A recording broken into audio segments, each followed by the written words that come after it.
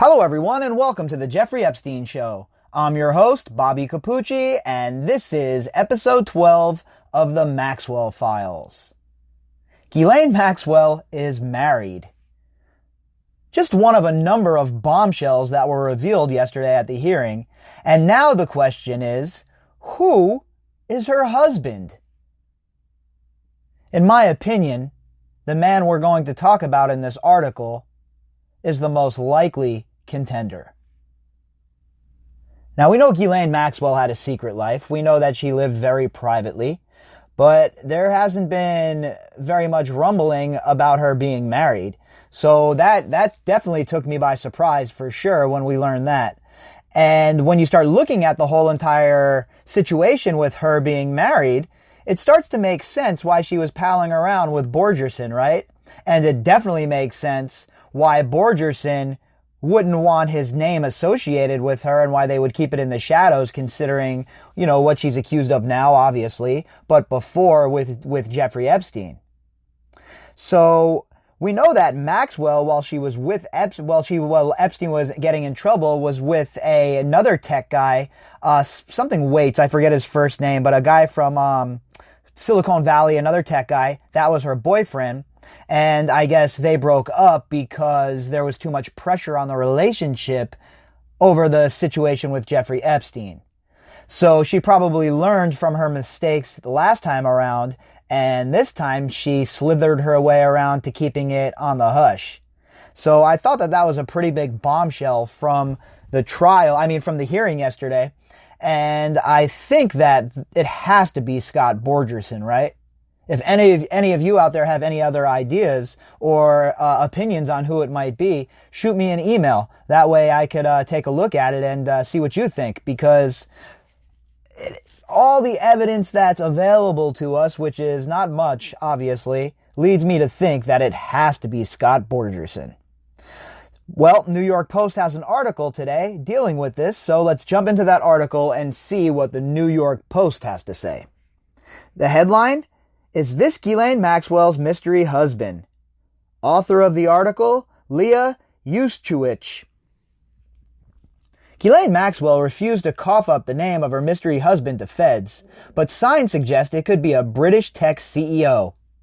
And it's funny, right, that she would go before the judge and request bail when she has already proven to be unreliable, not completely truthful, and somebody that's playing around on the edges of reality. But yet she'll go before the judge and ask for bail, and ask that she is allowed to go live in some luxurious hotel. Well, all the while she is not being truthful with the FBI, the arresting agents, the interrogation people, none of them. And she's not disclosing who her husband is to the court. So is there any shock that this woman wasn't given bail? Maxwell was most recently linked to divorced dad Scott Borgerson last year when she was reportedly living at his seafront mansion in Manchester by the Sea, Massachusetts. We reported on that when the news broke, when there was rumblings about this, but it never went anywhere, right? It dead-ended. I know I couldn't find anything else about it, and it kind of seemed like it died on the vine, and I figured that they were together as in, they were dating, but I'll be honest with you, I never had any idea that she was married or married to a guy like Scott Borgerson. I had no idea. I figured that they were dating, romantically involved, but married? Definitely caught me by surprise. But Borgerson denied the two were romantically involved in August. Yeah, well, a lot of people deny when they're embarrassed, right? A lot of people deny things when they don't want to admit the truth. And Scott Borgerson obviously didn't want it to be known that he was married to this lady if he was. So he was living a life in the shadows as is. And you expect him not to deny that he's with this lady? Come on. Prosecutors said Maxwell used an alias, Janet Marshall, to purchase a sprawling estate in Bradford, New Hampshire, with a man who said his name is Scott Marshall. Well, isn't that convenient, Scott Marshall? You would think that if you're going to come up with an alias, a nom de jour, that you'd come up with something a little bit more creative than Scott and Janet Marshall. A real estate agent told the FBI on Tuesday that the couple had British accents and told her they wanted to snap up the 156-acre property quickly through an LLC. And that's significant as well. The fact that they were using aliases, the fact that they were using different names, that doesn't look good to the judge. That looks like you're trying to hide. And you can try and say, well, we're hiding from the public, or we're hiding from journalists, or we're hiding from this one or that one. But in reality, the prosecution wasn't buying that. And Judge Allison Nathan certainly didn't buy it yesterday as well. So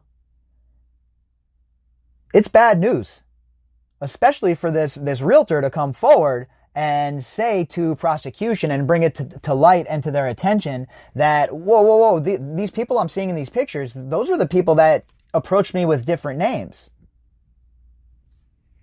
It does not work well in Ghislaine Maxwell's favor. That much is for sure. Scott Marshall described himself as retired from the British military and working on a book, prosecutors said. Janet Marshall said she was a journalist. Oh, isn't that so fitting? Ghislaine Maxwell certainly was friendly with all of those legacy media types. Plenty friends with all of them. So why wouldn't she make pretend she's part of their ranks, right?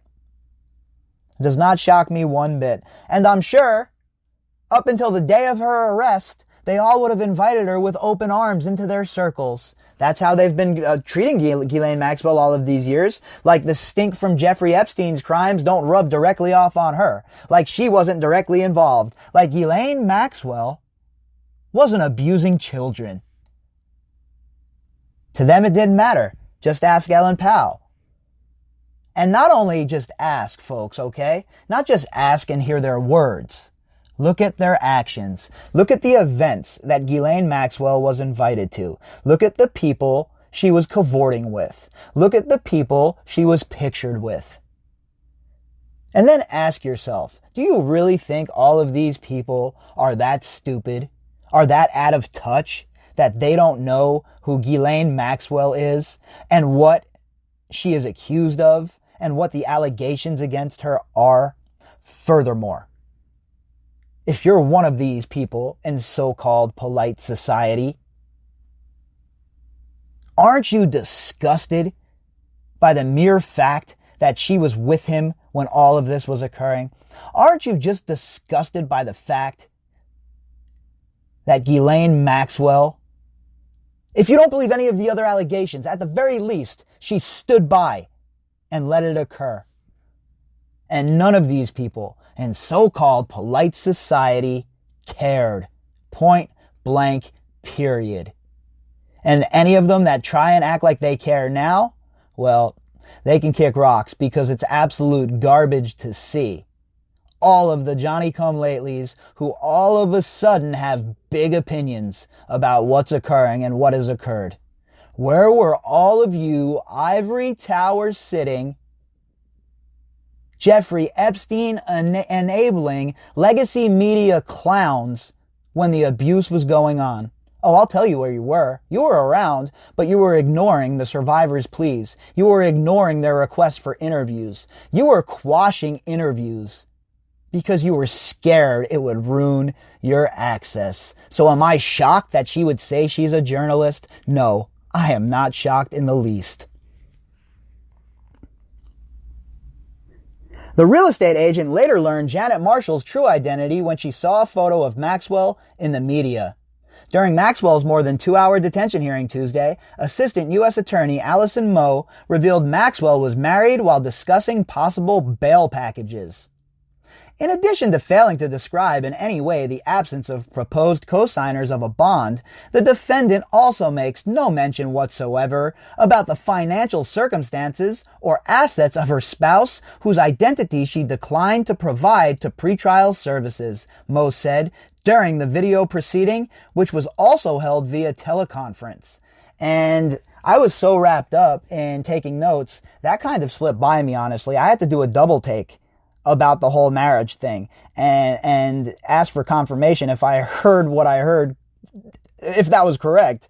So it was pretty crazy to have that revelation dropped on us because, again, I have not heard anything like that. I mean, maybe some of you have. Maybe I've just missed it in my research, but I had not heard anything about her being married. In fact, it's not something I ever even thought about, to be honest with you.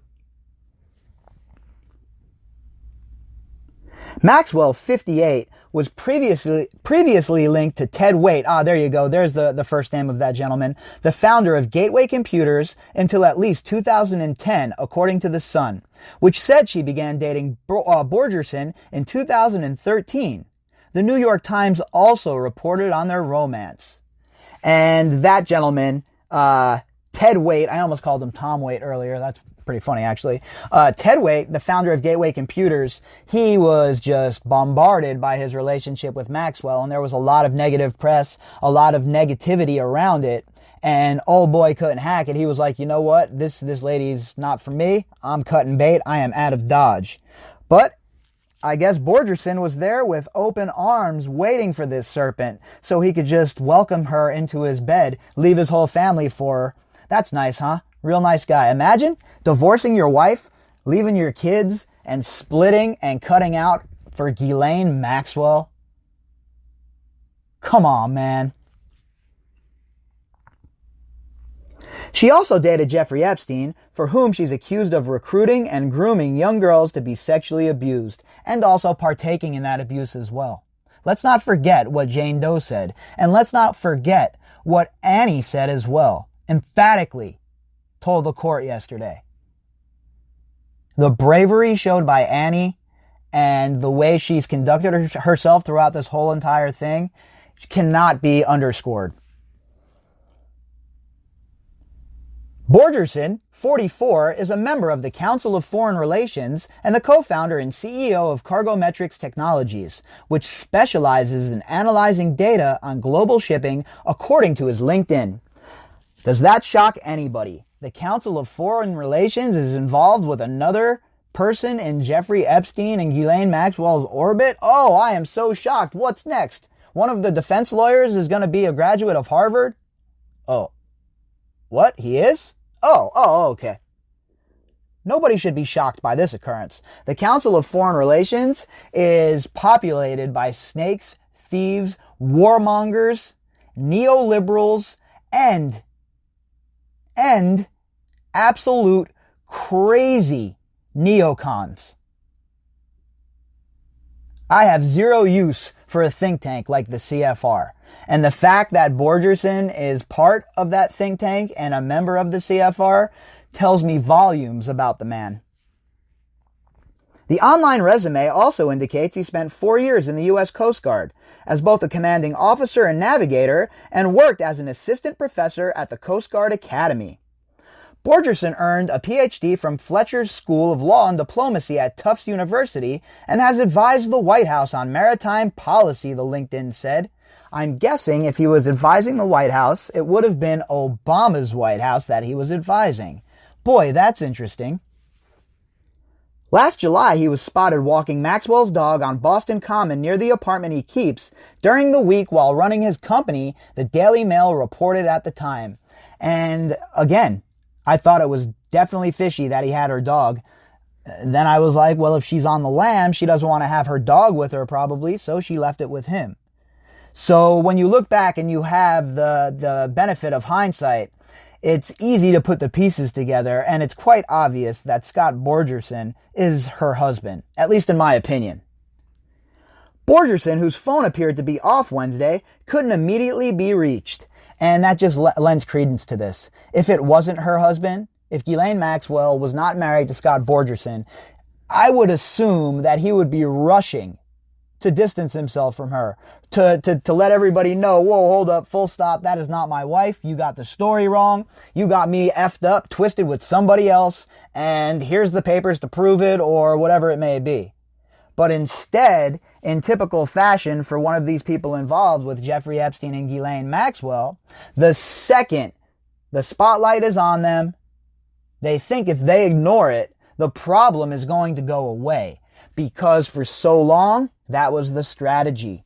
For so long, the disgusting legacy media allowed it to occur because they refused to ask hard questions. They refused to do their jobs, really, when it comes down to it. Instead, these legacy media journalists and members of the media, they want to hobnob with this portion of society. They want to make pretend they're part of it with their $18 million salaries. They're not out reporting on stories, breaking stories. These aren't newsmen. These are wannabe socialites that read off the teleprompter on a daily basis, point blank, period. And they should be ashamed of themselves for their facilitation of Jeffrey Epstein's criminal enterprise for decades by offering them cover from any hard questions, any sort of real investigative work, and most importantly, giving them legitimacy by running them as socialites and members of high society and a billionaire, the incredible Mr. Jeffrey Epstein, the mysterious Mr. Jeffrey Epstein. Oh, give me a break already. Give me a break already with that nonsense. And the legacy media, that is their legacy in this case. The question now becomes, are they going to work harder moving forward to try and unearth all of the other things we have discussed in this case?